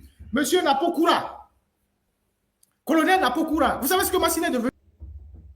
Il rase les murs. Il conduit lui seul sa propre voiture. Avant, il circulait à Lomé avec des garde-corps, des voitures, des fusils, tout ça. Mais aujourd'hui, il est seul. Il a certainement beaucoup d'argent, mais il est seul. Il y a Félix Katanga. Félix Katanga, si vous pouvez passer sa photo. Lui, c'est l'exterminateur. On sait ce qu'il a fait au Togo. C'est l'homme à la gâchette facile. C'est celui qui n'a pas d'état d'âme quand il faut éliminer quelqu'un pour protéger le pouvoir de fort. Au point même qu'il est parti tirer sur la maison de son propre beau-frère, Patia Nyassimbe. Aujourd'hui, Félix Katanga est où? Félix Katanga est où? Il est aujourd'hui en détention. Même si c'est une détention qui fait office de résidence surveillée, il est en détention. Il a été jugé, condamné, je ne sais pas si c'est 20 ans ou 30 ans, mais en détention. Donc, vous les officiers, vous les sous-officiers, vous les hommes de rang, qui faites le zèle pour Faure Gnassingbé, il n'a que faire de vous. Lui, il vous utilise pour protéger son pouvoir. Faure Gnassingbé, il vous utilise pour protéger son pouvoir. Et si vous faites très bien l'histoire de vos anciens, de vos collègues, vous allez voir comment il s'est débarrassé de la génération des Nandja. Dès qu'il a pris le pouvoir, de façon subtile, il s'est débarrassé des Nandja, des Titikwina, des Tidjani, des Ayeva, tous ces officiers supérieurs qui avaient des grades de général, je ne sais pas quoi, quand il a pris le pouvoir, rapidement il s'est débarrassé d'eux. Quand il a fini de se débarrasser d'eux, il a fait monter la génération suivante. C'est les Katanga, c'est les Massina, c'est les Yark, c'est les Okpaoul. Et toute leur bande, les Dolama, tous ces gens-là, il les a utilisés, les Madjouba, pour enraciner son pouvoir. Une fois qu'il a enraciné son pouvoir, il s'est débarrassé d'eux. Maintenant, il a fait monter une autre génération. C'est les Amana, les Kokoko, la gendarmerie, dans l'armée de terre et tout ça. Et eux aussi, il va se débarrasser d'eux. Et vous finissez tous dans la pauvreté ou en prison. Vous finissez tous dans la pauvreté ou en prison. Vous avez plein de colonels, d'officiers, de commandants à Lomé qui sont à la retraite, qui vont à pied, qui n'ont même pas de quoi manger. Et dès qu'on vous donne l'ordre d'aller frapper vos petits frères, vous les frappez pour protéger le pouvoir de Faure Gnassingbé. Donc, je voudrais, dans cette émission-là, interpeller tous les officiers qui font preuve de zèle parce qu'ils veulent se faire remarquer par Faure Gnassingbé pour leur propre promotion, que Faure Gnassingbé est dans une situation délicate. Si vous ne le savez pas, moi je vous le dis. Faure Gnassingbé même sait que c'est chaud pour lui. C'est très chaud pour lui. Mais si vous ne continuez pas à faire du zèle, c'est vous qui allez payer le prix. Donc, je résume. Nous avons à la brigade de la gendarmerie, à Tidjolé là-bas, 30 personnes qui sont en détention, dont 5 dames. Et ces 30 personnes font l'objet de sévices corporels sous l'autorité du colonel Napokura. Je viens de donner son numéro. 90 228 90 25 96 74. Si je trouve sa photo, je vais balancer. Je n'ai pas encore trouvé la photo. Je la cherche. Mais c'est son nom. Donc voilà ce que j'ai à dire par rapport aux choses qui se sont passées la dernière fois, tout en continuant de remercier les jeunes qui se sont battus sur le terrain. Maintenant, c'est quoi les perspectives? C'est quoi les perspectives? Une fois qu'on a dit que cette journée du 6 juin a été une journée réussie, c'est quoi les perspectives? Ça a été une journée réussie parce que les jeunes sont sortis. Il y a eu des militaires qui sont sortis pour tirer des gaz lacrymogènes, arrêter les gens. Il y a eu des affrontements. On a gagné aussi la bataille médiatique. Sur le plan des médias, on a ramené le problème du Togo sur la scène nationale et internationale. Partout, on a parlé du Togo. Les médias ont circulé partout. On a même arrêté une journaliste à Lomé, l'obligé à effacer les images qu'elle a prises. et sur les réseaux sociaux, on a relayé, sur le plan médiatique, on a fait un travail formidable. Donc, même sur ce plan-là, on a fait un travail formidable. Donc, l'ensemble de tous les acteurs qui sont impliqués dans cette mobilisation sont à saluer. Et nous avons gagné non seulement la bataille de la peur que Ford a inoculé aux Togolais depuis 2017, mais sur le plan médiatique aussi, nous sommes en pole position. Donc, il faut continuer dans la même lancée. C'est pour ça que je dis aujourd'hui, selon ce que nos frères activistes ont pris comme décision, il faut qu'on en parle. Alors, quand nous sommes en pole, quand on regarde un peu les faiblesses, ce qui n'a pas marché, je n'ai pas besoin de les exposer ici, on a vu ce qui n'a pas marché, les petits soucis, les petits couacs et tout ça. Et ce sont des choses qui seront corrigées par les organisateurs. Et donc, nos frères blogueurs, on se sont réunis et ont pris la décision que les prochaines manifestations auront lieu dans 2 semaines. Dans 2 semaines, peut-être un peu plus, dans 2 semaines, le temps de s'organiser, de mieux s'organiser, de restructurer les choses, d'organiser les contacts sur le terrain, les mouvements, tout ce qui va se passer. Donc, dans 2 semaines, on retourne dans la rue. On n'aura pas besoin d'autorisation de qui que ce soit. On retournera dans la rue et les manifestations commenceront toujours la nuit. Les manifestations commenceront toujours la nuit. C'est la nuit que les manifestations vont commencer. Donc, on retournera dans la rue dans 2 semaines et l'événement qui va nous pousser à retourner dans la rue pour demander à Faure Gnassingbé de partir, je voudrais que la technique me l'affiche. Et nous avons 2 semaines pour nous organiser, mieux nous organiser en tirant les leçons des couacs, des faiblesses qui se sont passées dans la première mobilisation. La première mobilisation a été dans l'ensemble une réussite. Maintenant, on va mieux s'organiser pour retourner dans la rue. Et donc, l'événement autour duquel on va retourner dans la rue pour demander à Faure Gnassingbé de partir, tout en réclamant la libération de notre frère Amoron.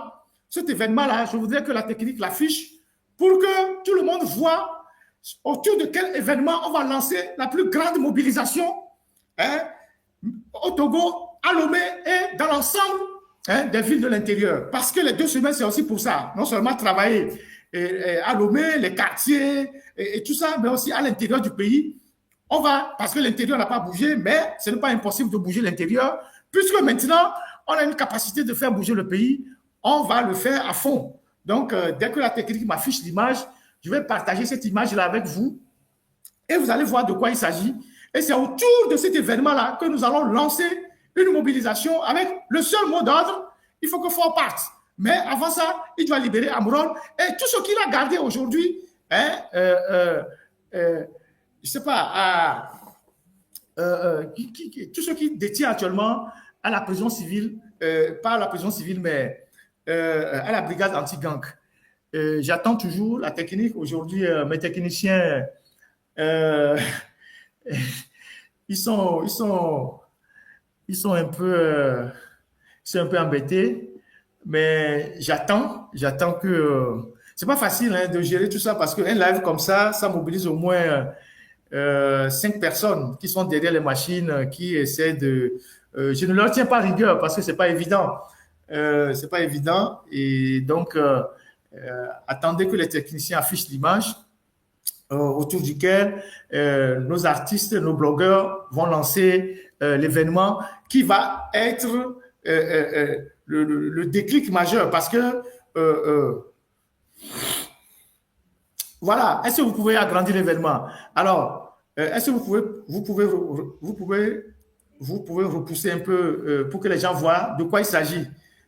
Parce que vous avez trop rogné ça.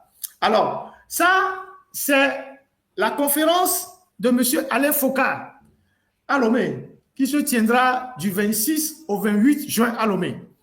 M. Alain Foka, c'est l'un des cerveaux de ceux qui ont demandé à Faure Gnassingbé de modifier la Constitution, de changer de Constitution pour s'autoproclamer le roi du Togo. Et donc, ces escrocs-là, ils n'auront pas l'occasion de tenir leur événement à Lomé. Nous allons mobiliser toute l'Afrique contre cet événement-là. Et c'est autour de cet événement-là que nous allons nous organiser, du 26 au 28 à Lomé. Et autour de cet événement-là, de la bande d'escrocs événement de Alain Foucault avec leur groupe Mansa que nous allons organiser la résistance. Et donc, prenez bien date. C'est du 26 au 28. Leur événement, c'est le 26. Et donc, comme on sait le faire, nous allons communiquer à foule jusqu'au 26, tout en organisant le terrain.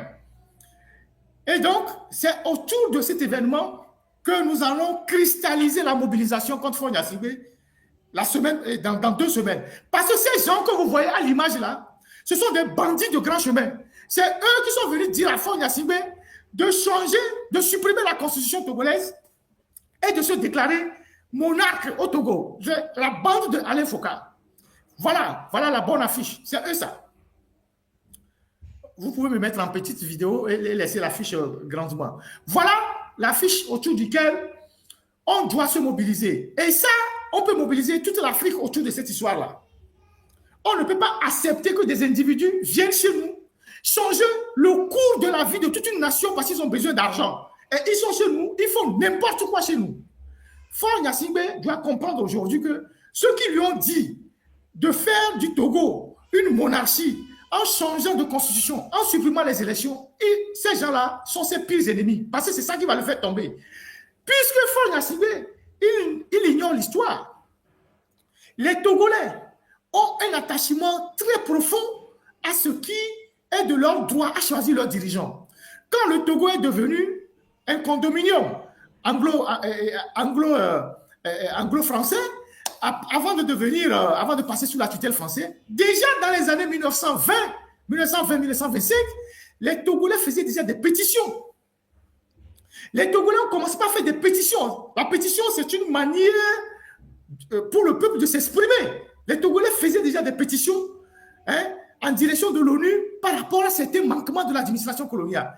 Dans les années 40 déjà, le peuple togolais a appris à voter, a choisi ses dirigeants. Et le Togo fait partie des tout premiers pays africains à faire l'expérience des urnes. Déjà dans les années 41 exactement, les Togolais votaient déjà pour choisir leurs dirigeants.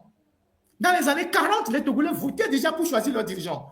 Donc, la possibilité pour le citoyen togolais de choisir ses propres dirigeants en toute liberté a une profondeur historique dans notre pays. Faure Gnassingbé ne peut pas se lever un matin et supprimer ça, comme si de rien n'était.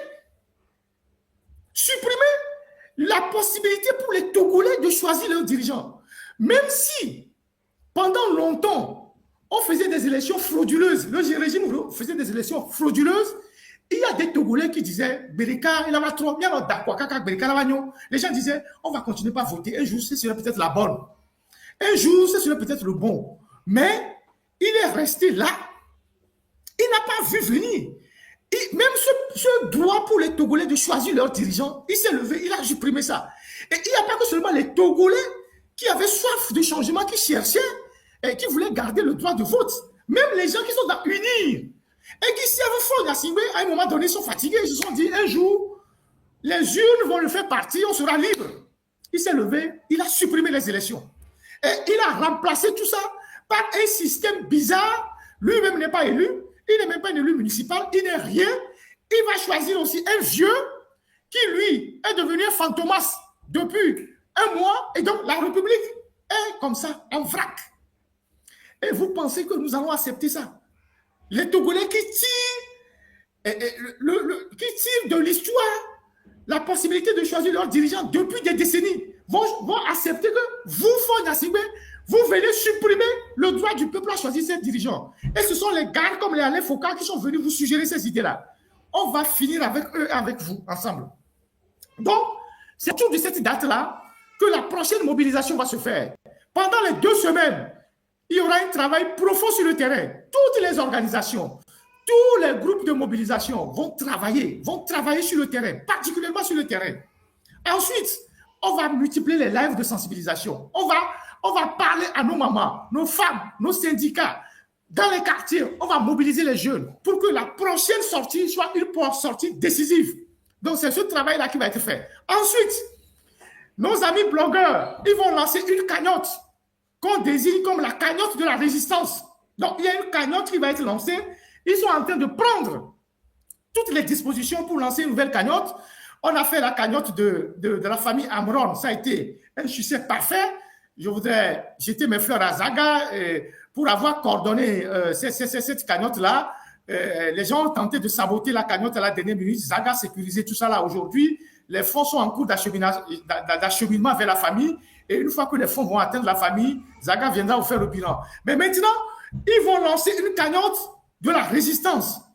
Et ça va être porté par nos frères qui sont dans le groupe des blogueurs. Ils vont lancer cette cagnotte-là, ils vous donneront les conditions, ça va être un GoFundMe. Et nous tous, nous devons cotiser. On doit cotiser parce que nos grands-parents qui ont lutté pour l'indépendance ont cotisé. Nous n'allons pas chercher l'argent chez des gens, c'est des individus ou des organisations obscures dont on sera demain les esclaves. Non, il faut que nous financions nous-mêmes la résistance. Donc, chacun doit apprendre à donner un franc. Si vous n'êtes pas capable d'aller au front, si vous n'êtes pas capable de montrer votre visage, si vous pouvez donner 1 franc, 1 euro, 100 francs, donnez ça. Ils vont lancer la cagnotte. Pourquoi ils vont lancer la cagnotte? Parce que sur le terrain, les jeunes ont besoin d'argent. Ont besoin d'argent pour acheter l'eau, pour soigner les blessés, pour acheter de la connexion, pour s'organiser dans les quartiers. Donc, ils vont lancer cette cagnotte-là. Et dès qu'ils vont lancer la cagnotte-là, il faut que chacun d'entre nous essaye de cotiser. Donc, on attendra que nos frères, les blogueurs, lancent cette cagnotte-là. Lancent cette cagnotte. Ensuite,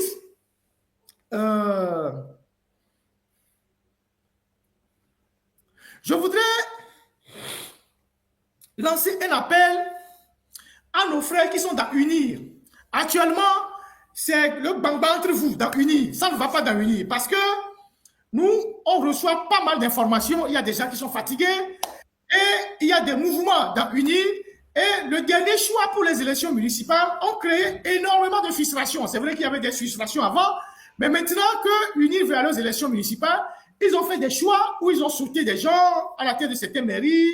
Ils ne sont pas bien positionnés sur des listes. Et donc, il y a des bourdonnements. Il y a même des manifestations improvisées dans certaines préfectures.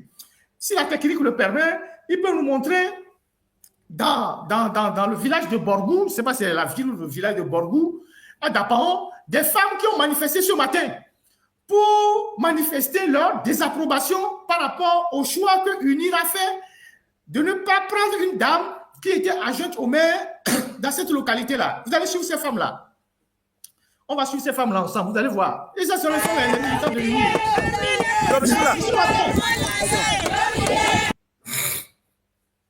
Non, vous pouvez laisser le bruit. Laissez le bruit.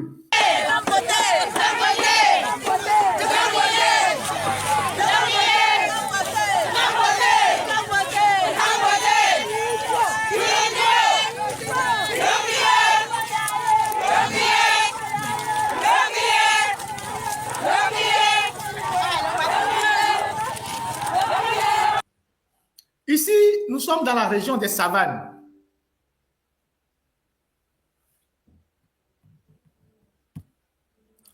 Ici, nous sommes dans la région des savanes. Nous sommes dans la région des savanes et à Borgou. Ce matin, les femmes sont sorties dans les rues à 8h30 pour manifester leur désapprobation du fait que l'adjointe au maire, une certaine madame Adissetou, qui devait être reconduite sur la liste des candidats pour les élections municipales, n'a pas été reconduite. Et partout, c'est pareil. Hein? Il y a des gens qu'on a sautés de la liste, que ce soit à Lomé, dans les Golf 1, les Golf 4, les Golf 3, et à l'intérieur du pays, à Palimé, les Dobatiens ne sont plus sur la liste, à Notier, un peu partout. Donc, il y a une frustration générale actuellement dans l'UNIR. Il y a une frustration générale actuellement dans l'UNIR. Et c'est tant mieux pour nous. Et donc, je voudrais dire aux gens qui sont dans l'UNIR que le bilan de Faure, tout le monde le voit. Personne ne peut le contester. Même sa propre femme dit que c'est un incapable. Une de ses propres femmes dit qu'il est incapable, il ne peut rien faire. Il ne va rien faire. Donc, aujourd'hui, le seul choix le seul choix que fera, c'est de partir. La dernière fois, le 6 juin, il s'est barricadé chez lui. Alors que ce sont seulement les jeunes qui sont sortis pour manifester, il a barricadé toute la zone de Lomé 2. Même la route qui va vers la présidence à partir de l'hôpital chinois a été bloquée par les militaires. Et donc, vous ne pouvez pas avoir un président dans un pays qui s'enferme dans un bunker. qui s'enferment dans un bunker. Donc, moi, je voudrais lancer un appel aux gens du Nil. Il est temps de laisser tomber Faure Gnassingbé, parce que vous ne le verrez pas, il va tomber. Rien ne lui est favorable, il va tomber. Soit vous collaborez. Madame Yakadé a compris, et l'autre, elle a sorti son épingle du jeu. Elle se dit, je ne suis plus dans cette affaire-là. Vous avez l'opportunité de faire aussi comme Madame Yakadé. Si vous ne pouvez pas parler comme elle, vous pouvez envoyer des signaux de défection. On va vous accueillir. Et si demain le Togo change, le peuple vous trouvera des circonstances atténuantes, que vous soyez militaire ou civil. C'est l'occasion pour vous de quitter Faure Gnassingbé. Parce que lui, quand ça va chauffer, il va partir seul. Il va vous laisser. Il va partir seul. Il va vous laisser. Vous serez dans la main du peuple. Parce que le peuple est actuellement en colère. Et sa colère va devenir comme du feu. Vous allez voir ce qui va se passer. Et donc, vous avez intérêt dès maintenant à faire votre choix. Soit vous rejoignez le peuple. Même si vous ne pouvez pas le faire ouvertement, si vous êtes militaire, vous pouvez donner des informations aux Togolais, donner des informations. On vous jugera au moment venu. Si vous êtes baron, vous pouvez sortir des informations, donner des informations comme vous voulez. Si vous voulez faire défection, faites des défections comme vous voulez. Mais si vous vous entêtez à suivre fort jusqu'au boutiste, jusqu'à la dernière minute, on vous appliquera la sentence la plus lourde. C'est ce que le peuple togolais va vous appliquer. On sait que vous êtes tous des voleurs. On connaît vos biens, on connaît vos maisons, on connaît tout. Là où vous cachez l'argent, là où on connaît tout. Que ce soit au Canada, en Europe, aux États-Unis, on sait tout. Maintenant, si vous collaborez, si le Togo change demain, si vous avez 10 maisons, on vous laissera 2. L'État va prendre 8. Si vous êtes un voleur et que vous collaborez et que Faure tombe, si vous avez 10 maisons, on vous laissera 2. Le peuple va prendre 8 maisons. On va transformer les maisons en commissariat, en école et tout ça. C'est ce qui va se passer. Mais si vous refusez, vous suivez Faure jusqu'à ce qu'il tombe, vous allez perdre les 10 maisons. Et vous irez en prison. C'est à vous de choisir. C'est à vous de choisir. C'est le peuple togolais qui va être le juge. Vous avez vu dans la Révolution française, là, les grands palais qui y a en France, là, le Versailles, les Fontainebleau, les les châteaux de Sceaux, tout ça, là, c'était des biens de la noblesse. Quand le peuple s'est levé, là, il a saisi tout. Il les a transformés aujourd'hui en musée. C'est ce qui va se passer. Si vous collaborez, parce que nous avons nos collègues des blogueurs qui vous lancent des messages, les panels de Train de la Liberté, les panels des blogueurs, les panels de la marraine, les parrains de Mila, ouais, tout ça. Ces gens-là vous lancent des messages que vous devez collaborer avec le peuple pour mettre fin à la tyrannie. C'est le choix que vous avez. Mais si vous refusez d'entendre et que le peuple arrive à se débarrasser du dictateur, vous allez tout perdre. Vous allez tout perdre. Et puis, ne pensez pas que les maisons que vous avez en Occident, là, vous allez les garder. Non. En Occident, là, 90% de ceux qui sont en Occident sont des exilés politiques. Ils vont vous traquer partout. Sauf si vous partez à Dubaï. Même là-bas, ça ne serait pas facile pour vous. Ne rêvez pas aller au Canada, aux États-Unis, en Europe. Les gens vont vous traquer partout, sans pitié. Donc, Faure, il s'en fout de vous. Si vous voulez que le Togo change demain et que vous préserviez un peu d'acquis que vous avez là, collaborez avec le peuple togolais. Vous savez comment vous devez passer pour faire passer des messages aux gens qui sont dans la résistance. Et à un moment donné, le jour où quelqu'un va vouloir toucher X, le peuple va dire non, celui-là, il était avec nous. Hitler avait des partisans, hein. Mais parmi les partisans de Hitler, il y avait des gens qui envoyaient des messages aux Alliés, aux Russes et aux Américains. Et quand les Russes et les Américains sont arrivés à Berlin, là, ils ont épargné tous ceux qui donnaient des informations aux forces coalisées. Et certains, on a même organisé leur fuite, ils sont partis se cacher en Argentine. Ceux qui sont restés là, on les a jugés à Nuremberg. Peine de mort. Peine de mort. Donc, vous avez le choix. Parce que là, c'est le peuple qui est en train de bourdonner. Et ça va arriver. Ça va arriver. Vous pensez que c'est de la blague? Non. Une révolution, ça ne se décrète pas comme ça. C'est comme le bambou chinois, c'est comme le volcan. Ça brûle d'abord, et puis ça sort petit à petit, et puis ça éclate. Boum. Et aujourd'hui, les prémices de cette explosion sont là. Vous pensez que si Faure lui-même, il s'est barricadé à Lomé de là-bas, le 6 juin dernier, là. Quelqu'un l'a vu la dernière fois, qu'il avait les yeux rouges. Il n'a pas dormi. Le 6 juin, quelqu'un allait le saluer, les gens sont allés le saluer. Nous, on a des gens partout. S'il y a 4 personnes qui visitent Faure, au moins on a quelqu'un parmi eux. S'il y a 3 personnes qui visitent Faure, on a quelqu'un parmi eux qui nous disent dans quel état il est. Lui, il est plus préoccupé que vous. Il ne dort pas. Il a les yeux rouges. Il pense à son avenir. Et vous, vous êtes là, vous bombez le torse.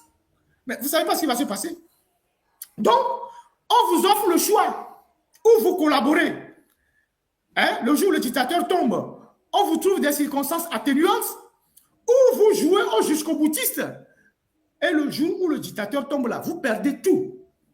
Vous avez le choix entre l'enfer et le paradis. C'est à vous de choisir. Donc, les femmes de fort, autant que vous êtes, il ne fera rien avec vous. Si demain ça chauffe là, il va prendre son hélicoptère, il va partir seul. Et il ne va même pas, un jour, il ne va même pas vous rassembler. Et comme lui, il a fait toute sa vie avec vous, vous serez des femmes que personne ne va visiter. Donc vous allez finir vieille femme. Vous avez l'argent, mais vous ne serez jamais heureuse. Faites comme Nyakadé. Si vous pouvez être en rupture de banc avec lui, faites comme Nyakadé. Vous avez le choix de faire comme Nyakadé. Ou vous continuez parce que vous voulez préserver le peu d'argent que vous avez pour acheter les foulards de 500 €, faire les make-up, tout ça pour faire des citations sur les réseaux sociaux. Ou vous sortez de cette histoire-là et demain, le peuple togolais va vous préserver. Mais si vous pensez que vous allez défendre fort, lui qui passe chez vous 6 mois le tour de chacun, parce qu'un président qui a autant de femmes, on ne sait pas combien de temps il passe avec vous, certains même c'est 1 an après, d'autres même c'est 6 mois après, finalement on ne sait pas qui vous gère. Continuez pas à le supporter parce que vous volez des milliards. Votre tour aussi va arriver. Donc, voilà ce que moi j'ai à partager avec vous aujourd'hui, en insistant sur le fait que nos camarades qui sont en train de faire ce travail de mobilisation, les blogueurs, les activistes, c'est à eux que revient le mérite. Ils vont fixer le cap et nous tous, on va aller, on va y aller. Et c'est comme ça que ça va se passer. Ils vont faire des lives pour vous donner les éléments et nous, on va se mettre en mouvement. Communication, les lives, la mobilisation sur le terrain, les cotisations, tout. De toute façon, Ford doit partir. Au Cameroun, là, ça chauffe. Depuis ce matin-là, au Cameroun, ça chauffe. Les gens en ont marre partout. Ça chauffe au Cameroun. Alain Foucault devait être là-bas au lieu d'être au Togo. Ça chauffe actuellement au Cameroun. Donc, nos frères qui sont au devant de cette mobilisation-là, je parle des Zagabambo, des Raoul, des Picasso, son nom m'échappe, les Mokonzi, les Togbevik Bessé, les Markanda, tous ces gens qui sont en train de s'organiser, les Milawe et les Ditri, tous ces gens-là, c'est eux aujourd'hui qui sont en train de faire un travail colossal. Et nous, en tant que médias et journalistes, on sert aussi de ce côté-là pour que les choses puissent avancer. Jamie, si je ne la cite pas, c'est grave. Jamie, excuse-moi, chef canton, tous ces gens-là, la marraine, tout ça. Et donc, ils font un travail formidable de sensibilisation, de mobilisation. Si j'ai oublié quelqu'un, pardonnez-moi. Et donc, le prochain cap qu'ils ont fixé, c'est le 26 juin. Le 26 juin, Alain Foucault n'aura pas à organiser cette manifestation au Togo après avoir aidé fort à modifier, à changer de constitution. Il n'a qu'à aller faire son panafricanisme ailleurs. Et entre-temps, il doit nous libérer Amron. Et tous ceux qui ont été arrêtés dans cette histoire, Afeshio, Jean-Paul Omolou, Tigre Révolution, et tous ceux qui ont été arrêtés ces 2 jours, c'est un ras-le-bol général. Il faut prendre ça comme vous voulez. Farida, oui, je n'ai pas oublié Farida aussi. Je n'ai pas oublié Farida, excusez-moi. Pas oublié Farida. Le commandant Olivier Amar, tous ces gens-là, je les cite.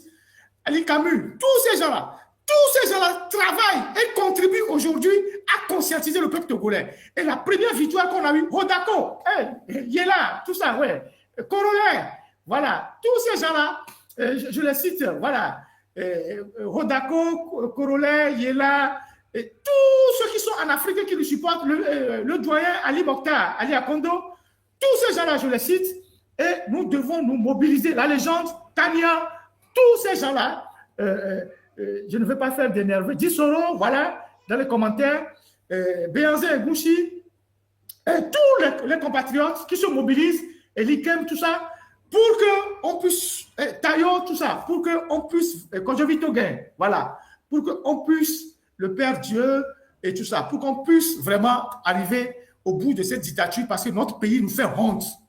Notre pays nous fait honte. Fort Yassibé, est-ce que toi-même, quand tu vois le Togo, là, dans l'état délabré dans lequel il est là, Est-ce que tu penses que c'est un pays que tu as dirigé pendant 20 ans? Pendant 20 ans, les 20 ans que tu as fait, avec toutes les richesses pour le Togo, tu as fait quoi avec tout ça? 20 ans. 20 ans. Là, bientôt, c'est les Évara. Tu vas prendre l'avion. Lomé Niamtougou, Lomé Niamtougou, Lomé Niamtougou. Matin, midi, soir, matin, midi, soir. Tu es toujours dans les airs. Mais le peuple est dans la boue. Tu es toujours dans les airs. Le peuple n'a pas de quoi manger. Tu vois, tes produits frais viennent de la France. Le peuple n'a pas de quoi manger. Tu vois, on lave certains de tes habits en France. Les Togolais ne savent pas ça. Mais le peuple n'a pas de quoi manger. Tu roules dans une voiture de 1 milliard. Tu sais ce qu'on peut faire avec 1 milliard? Tu sais combien de SMIC on peut payer avec 1 milliard?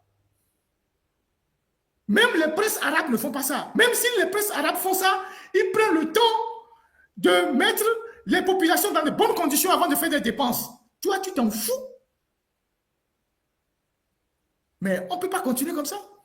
Et si quelqu'un fait quelque chose, tu l'envoies en prison. Et tu es dur, même quand on parle, tu es dur. Mais tu ne veux rien céder.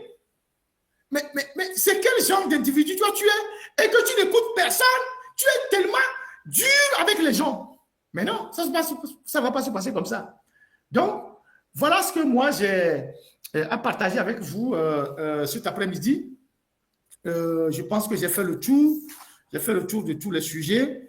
Voilà. Donc, pour ceux qui sont détenus, je voudrais rappeler aux familles que les gens sont gardés à la brigade anti-Ganka Didjolé sous les ordres du colonel Napokura, dont les éléments portent la main sur les manifestants qui sont gardés là-bas. Pour le reste, ceux qui disent 2 semaines c'est trop, mais 2 semaines c'est vraiment pour s'organiser. C'est pour s'organiser. 2 semaines c'est pas trop, c'est pour s'organiser. Il faut éviter aussi de faire des choses qui peuvent non, je parlerai de Noumovi plus tard. C'est un gros sujet, je parlerai de lui plus tard parce que là, je suis un peu épuisé. C'est pas facile de garder une émission pendant 3 heures. Les poumons aussi, parfois, ça fatigue. Je parlerai de la carte D plus tard. Je parlerai de l'OTR aussi. L'OTR, je vais revenir, les PAM, tout ça. Donc, je vais revenir sur ce dossier après. Vous savez, parfois, c'est fatigant de tenir pendant 2 heures, 3 heures dans un live comme ça. Et je tiens à vous dire tous merci. Merci pour avoir consacré votre après-midi de ce dimanche pour ce live. Je voudrais donner quelques conseils pratiques aux jeunes. Et quand vous arrivez dans une manifestation sur le terrain, nos compatriotes blogueurs ont donné pour priorité de manifester dans les quartiers. C'est une manière de vous sécuriser, manifester dans les quartiers. Il n'y aura pas de leader sur le terrain, contrairement à ce que j'entends ou ce que les gens disent. Un leader, si vous avez un leader sur le terrain, quand on l'achète, c'est qu'on a acheté tout le groupe. On a désorganisé le groupe. Chaque jeune sera son leader dans son quartier. C'est comme ça que les blogueurs l'ont dit. Et c'est la meilleure méthode. Et les gens vont occuper leur quartier. Et une coordination discrète sera là pour gérer tout ça. Donc, c'est dans les quartiers que les gens vont s'organiser. Et il n'y aura pas d'objectif au départ. C'est le terrain qui donnera les objectifs. Si vous arrivez sur le terrain, et qu'il y a nécessité d'aller vers une cible, vous irez vers la cible. Il n'y a pas de problème. Sachez que les militaires, ils sont désorganisés quand ça bouge dans tous les quartiers. Ils l'ont dit et ils envoient des messages. Ils sont désorganisés quand c'est tous les quartiers qui bougent en même temps. Et donc, ce défi-là, il faudra le relever de manière plus intense et même dans d'autres villes. C'est d'abord ça. Ensuite, quand vous êtes dans les lives, je parle de ceux qui sont sur le terrain, évitez de donner vos positions parce qu'on a arrêté des gens comme ça parce qu'il y a des groupes de miliciens unis qui sont dans les lives et qui identifient les gens et vont les faire arrêter par les milices. Vous allez savoir qu'ils ont utilisé beaucoup de milices le 6 juin et le 7 juin, ils ont utilisé beaucoup de milices. Ils viennent en tenue civile. Il y a même les militaires qui sont en tenue civile qui ont contribué à arrêter les gens. Donc, évitez d'être isolés et évitez de faire des lives où vous donnez vos positions dans les lives. Évitez de donner vos numéros. Quand vous demandez, par exemple, une faveur, il faut qu'on m'achète de l'Internet, faites ça inbox, évitez de donner vos numéros que grand frère, tu peux m'envoyer du crédit sur tel numéro. Les numéros que vous donnez, ça permet de vous tracer. Donc, ce sont des conseils pratiques que vous devez avoir. Et d'ici toutes les 2 semaines qui vont arriver, quand les blogueurs vont donner les consignes, on fera des lives, on fera de l'éducation, on fera de la pédagogie pour que les prochaines manifestations soient une véritable réussite. Donc, voilà ce que j'ai a dit pour vous remercier en interpellant avant de partir toutes les couches de la société, les églises, les avocats. Je vais revenir sur votre cas avec les dérives de votre bâtonnier la semaine prochaine ou dans la semaine. Je ferai peut-être un live spécial sur le barreau avec ce que le bâtonnier fait par rapport aux avocats, qui est en train d'étouffer les avocats. Je vais revenir là-dessus. Les syndicalistes, les étudiants, on a arrêté un de vos leaders qui est maintenant détenu. Vous ne pouvez pas rester les bras croisés. Les travailleurs de toutes catégories, les femmes de marché, nos mamans, non seulement ils ont brûlé les marchés, mais ils vous ont laissé dans des conditions exécrables. Il est temps de réagir. Je voudrais interpeller aussi les communautés qui sont chez nous, les Nigériens, les Maliens et les Burkinabés qui sont au grand marché, les Pakistanais, les Indiens. Les jours de manifestation, priez, fermez vos boutiques. Mais si vous pensez que vous allez défier le peuple togolais, une fois qu'on aura réglé le problème de nos dirigeants, on va régler aussi le vôtre. On va régler le vôtre. Parce que le Togo que nous voulons pour demain sera un Togo pour les Togolais d'abord. Nous, on donne des idées, que nous soyons vivants ou morts, ceux qui vont venir vont les exécuter. Le Togo que nous voulons demain sera un Togo pour les Togolais d'abord. Un Togo pour les Togolais d'abord, dans tous les domaines. C'est un Togo où le service militaire sera obligatoire pour que n'importe quel individu, quiconque arrive au pouvoir, ne va se servir de l'armée pour étouffer la population. Pour que la population ne soit pas étouffée dans ses revendications. Dans les années à venir, si le Togo change, le service militaire sera obligatoire. Les gens doivent apprendre l'autodéfense, le maniement des armes.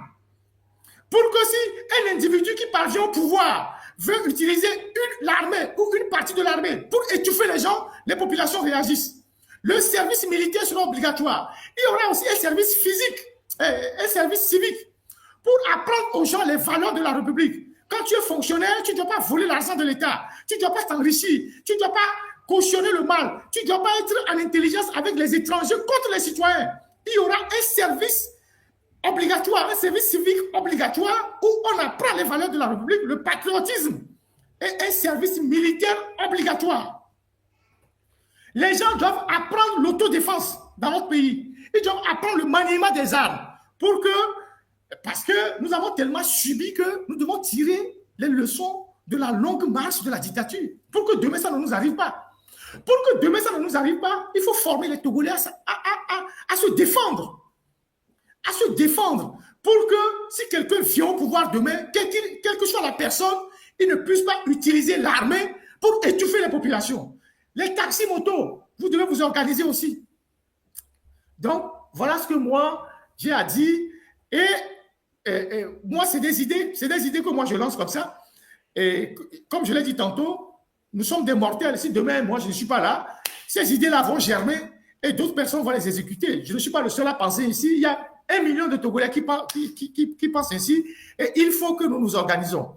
Maintenant, je vais parler à nos mamans avant que je ne termine ce live-là. Miano, Mia Dadao, Mia Novio, Miamoko non asime, Miamoko sanamu, Miamoko ina asi, mi kwale ke dwamele seun, mi kwale ke enu le barabara, miaba si o ban, o tozo asio, huwa e pea me wea, e pea me wevea, e pea me toya, asiro bia, on po tuo kakanegbe.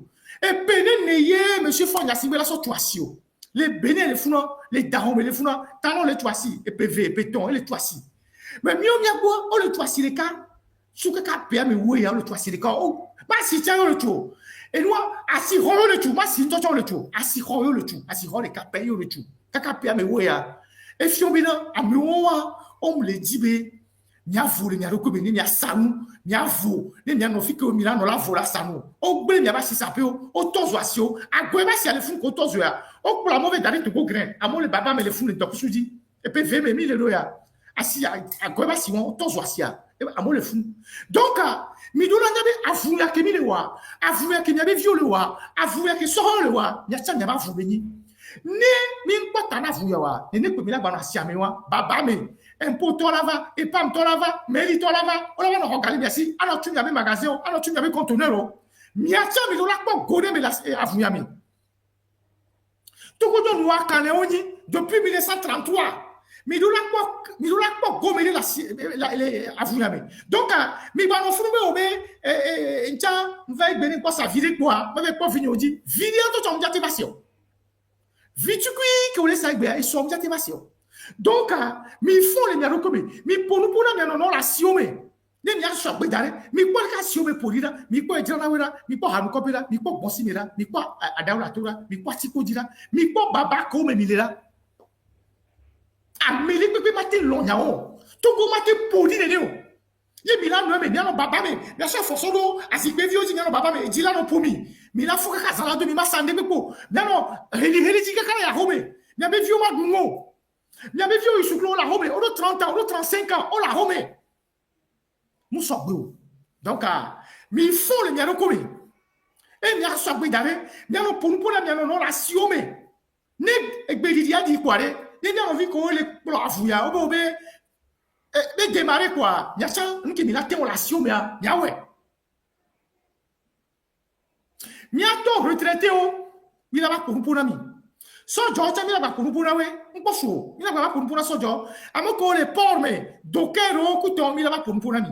Donc, il y a ce bétois, son courant, à Titinénia. Donc, il y a un tac pénal, à mon corps, ma fille. Va suivre avec bébé live ya ndakwe na bishame au tiers que les dons pour amia et gako le roi américain nyanko so kan so le wo et pam que les dons pour amia et gako le roi américain nyanko so kan so le wo ne jija mi ano baba me ne jija mi ano baba me fois chaque jour on la va regarder merci ni me le sande bébé o et pour to fier et pam to fier et taxe to fier mérite to fier ah et nous matin il est et nous matin il est donc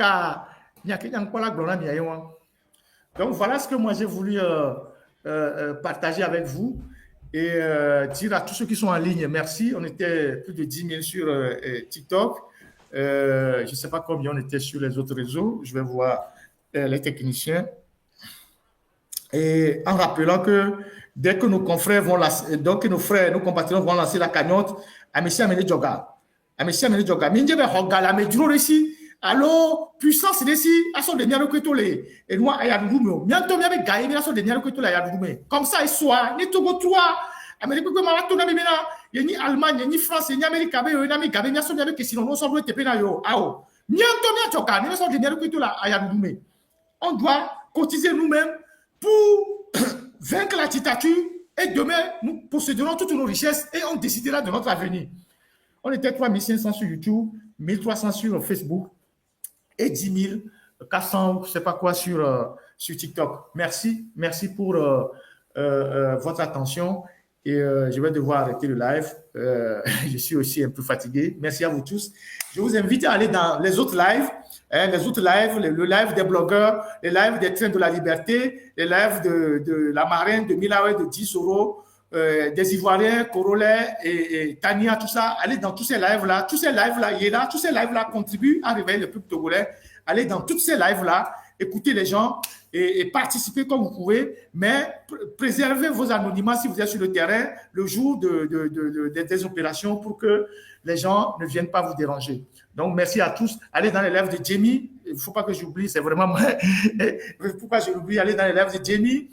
Allez dans tous ces lives-là, motivez tous ceux qui parlent pour le Togo, qui s'engagent pour le Togo, pour que nous puissions arriver au bout de cette lutte-là. Merci à vous tous et je vous souhaite un bon lundi de Pentecôte et une bonne semaine. Et on se retrouve la semaine prochaine. Si dans la semaine, je trouve nécessaire d'improviser un live, je le ferai, je vous avertirai, je le ferai. Merci. Donc, on va finir avec cette chanson de John Aziamou, notre compatriote.